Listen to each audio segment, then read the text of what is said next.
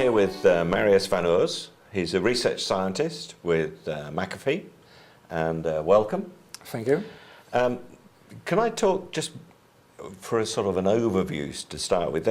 What are the main key threats that you see coming in?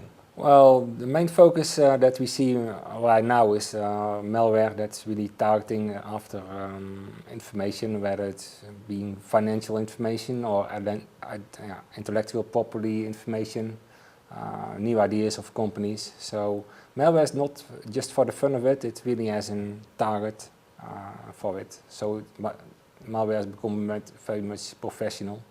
So there's whether it's the money factor or the knowledge factor regarding to that, and that has changed because some time ago it was just done for proof of concept, but now it's more professional, business-like malware achieving. How many samples do you get through, or do you encounter in a day? Thousands. I think we scan about 40,000 samples per day. Mostly is done automatically with scanners. Most of the malware we detect internally is being handled automatically. Usually we add about 300 to 500 new entries every day. So there's malware still there and still posing a big problem at the moment. And of course it changes, so do you have to develop new techniques to detect it? Yes, because we have so many malware. Traditional antivirus is, I wouldn't say not effective anymore, but it's whether we have a solution in one day, it's too slow for most customers because customers require near real-time protection. We have a couple of solutions. The first solution is called the Artemis technology.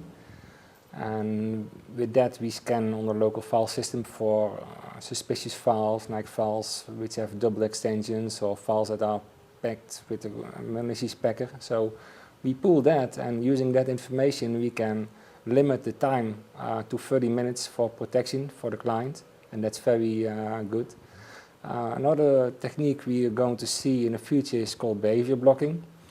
And with behavior blocking, we are not dependent on the signature of what the file is, but actually what the file is doing. So it creates a binary to the system, it creates a registry entry, it scans your IP addresses, do a subnet scan, and if we combine all those steps, we can say this is probably malicious. And using behavior rules, we can detect a lot of malware, and not even with the 30-minute limit, but a real-time limit. So within 1 minute we can apply that.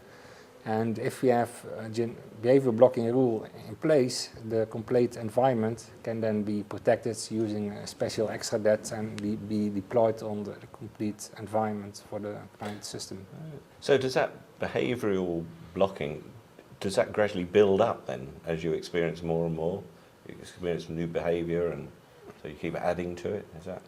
Behavior blocking is like an event stateful system, and what it does, it's like a database of suspicious entries, like a file create is one event, a registry hook is one event, email sending is one event, and IP scanning is one event.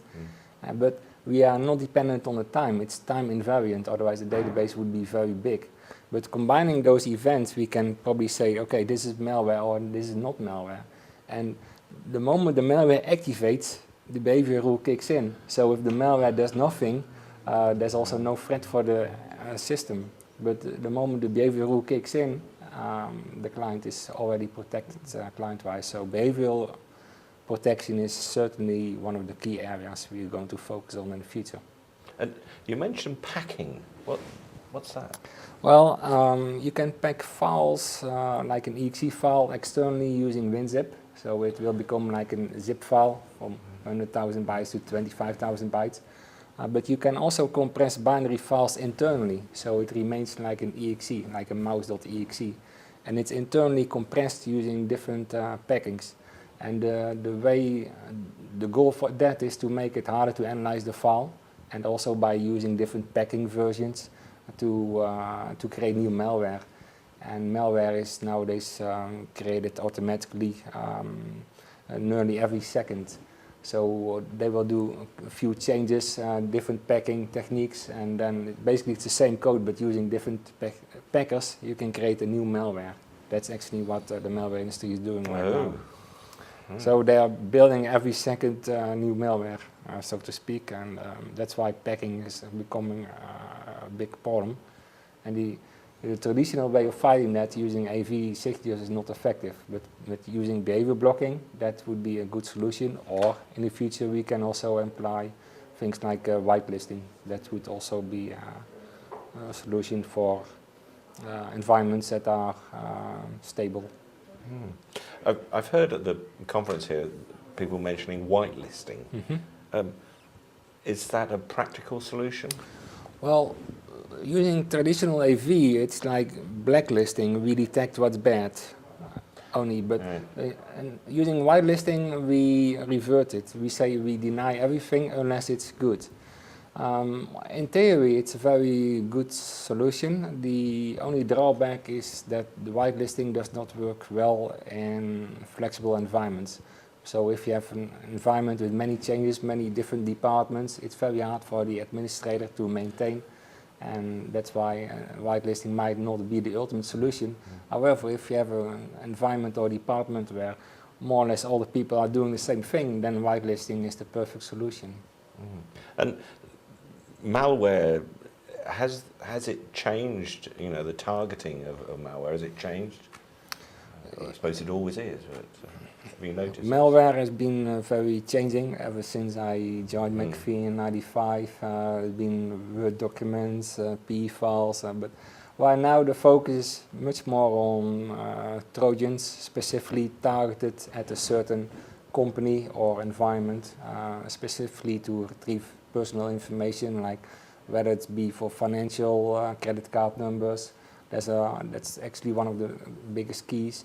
And the other key now is industrial espionage for intellectual properties, for companies trying to steal new ideas, new projects, concepts what they're working on. So that is really the focus of malware today. So if it's getting more and more targeted, I mean, would it go down to an individual, or an individual company? How do you cope with that? Well, that's where behavioral blocking kicks in, because right there it doesn't get the enough feedback we would use or require for Artemis to see it's a global threat. Because if you have a targeted attack only for one environment, the cloud computing will not trigger.